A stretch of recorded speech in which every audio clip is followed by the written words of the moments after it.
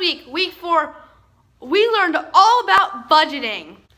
So this week, we created a food budget. So you might not know this, but each week, I get paid $125 for food and those needs, and $145 a week for just working.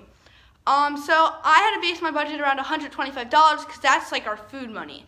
So my budget was, for breakfast, I wanted to spend $0 a day on it because I eat breakfast in my room and my parents usually like prepay for those things.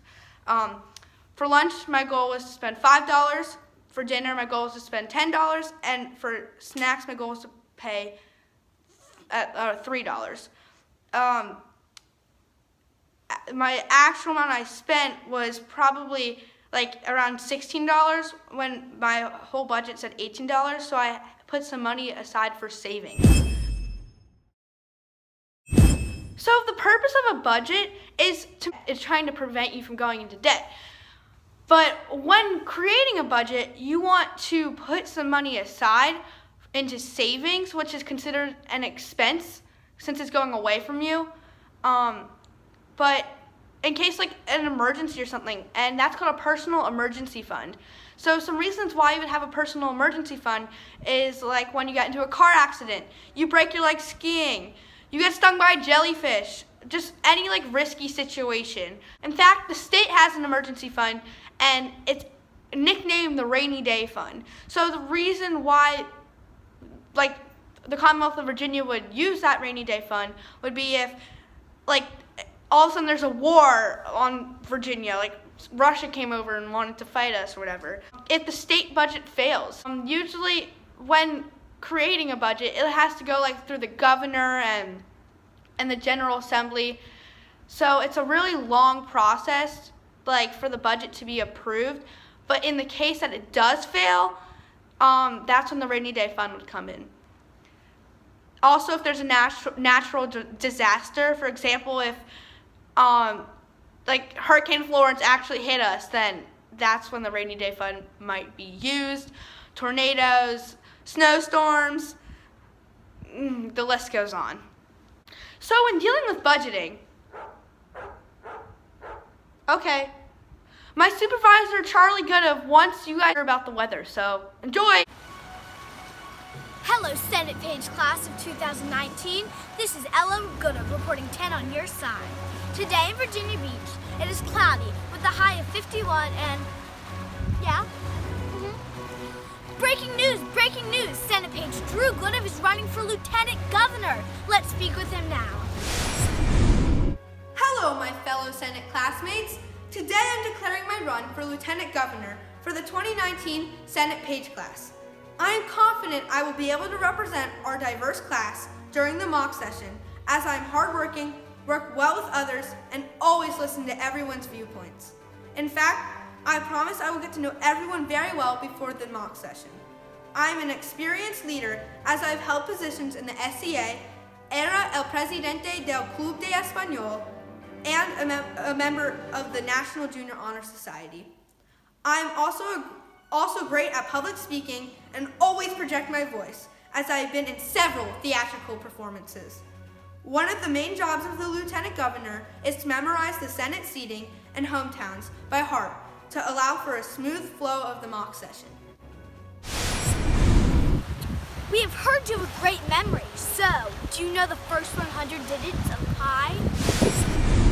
3.14159265358979323. Do you know the periodic table?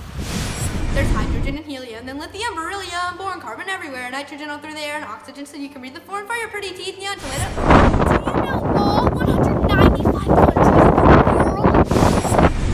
Djibouti, Vanuatu, Tuvalu, Cote d'Ivoire, Ghana, France, Spain, United... Well, since you're Senate Page, do you know the seating chart of the Senate? McClellan, Mason, Surville, Favola, Locke, Lucas, Howell. Wow, you do have a strong memory. As you can see, I'm an obvious choice for Lieutenant Governor. And remember, be true and vote for Drew at the ballot box on February 1st. As you might have figured out, that was my campaign video / speech for my run as lieutenant governor for the 2019 mock session.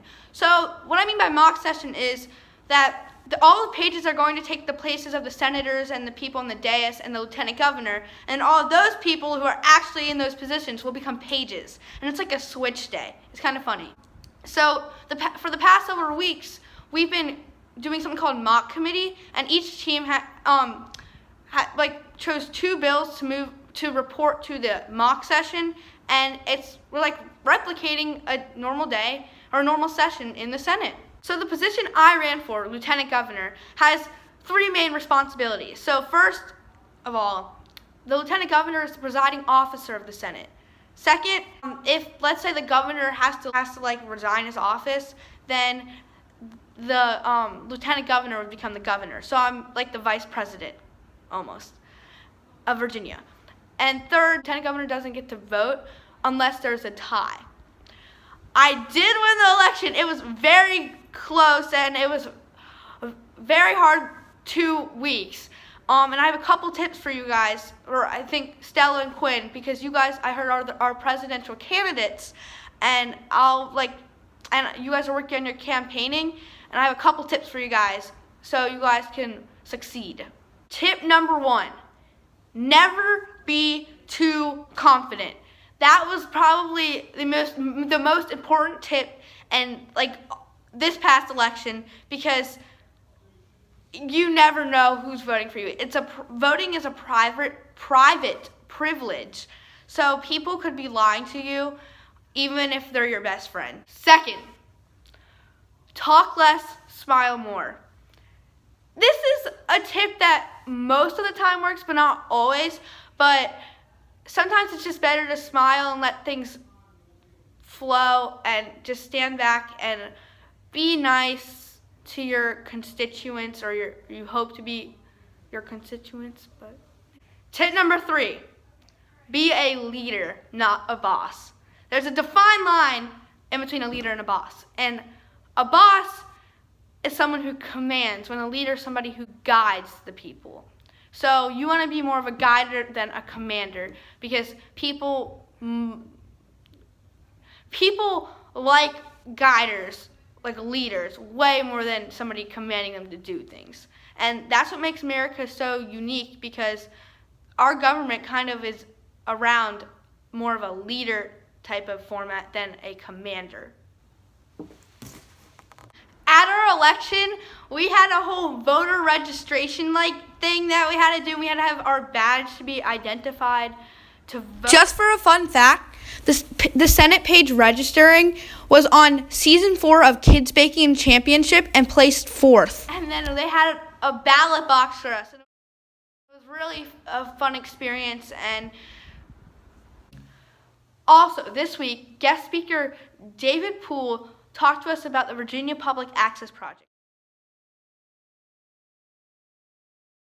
In fact, he's the creator of it. So in elections, a huge part of winning is getting campaign donations.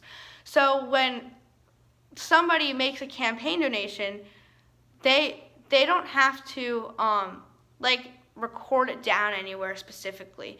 They can just give the money. And it doesn't have to be tracked by the government, or in the state of Virginia at least.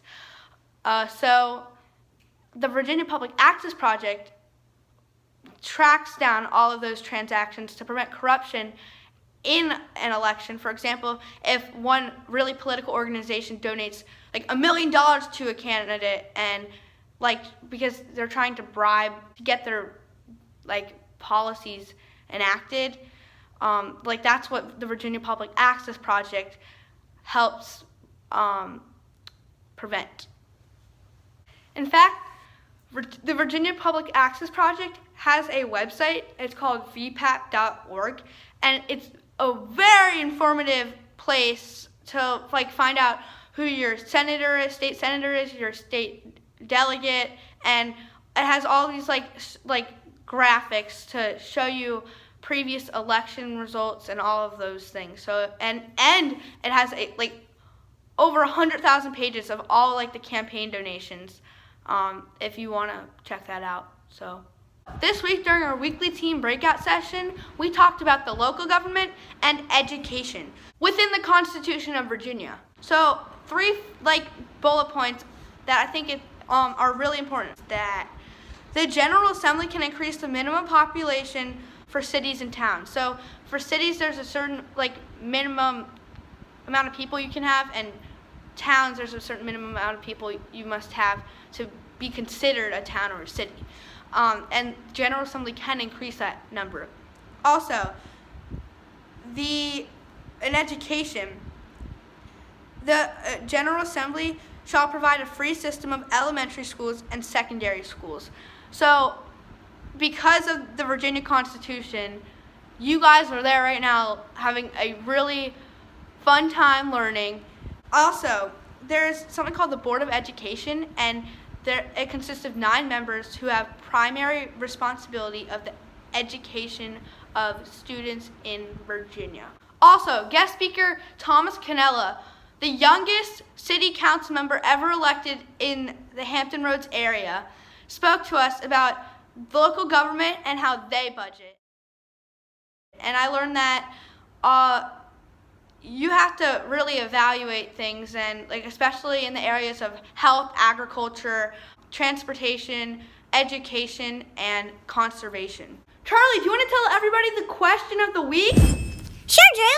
This week's question is, what are 3 purposes of the Lieutenant Governor, and who is our current Lieutenant Governor? Also, if you are the first person to get this question right, you win a Virginia Beach pin. By the way, this week my team, Team 2, worked in the Capitol. Specifically, I worked at the main Capitol information desk, when you actually go to the first floor of the Capitol, not the underground part. And I opened and closed the chamber doors for 4 hours each day. It was an exciting week because I got to see a lot of the senators.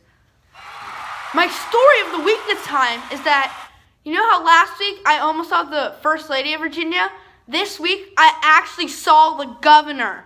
He waved at me, and it was just me and Mrs. Carter, who was at the information desk, that's who runs it, and he waved at me, and I was like, whoa, guess what?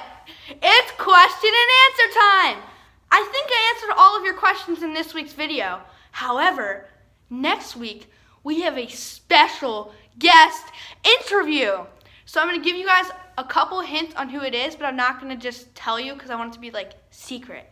So, this person ran for governor, was a previous member of the House of Delegates, and is a current member of the Virginia Senate. Who is it? Until next week, bye, have fun in school!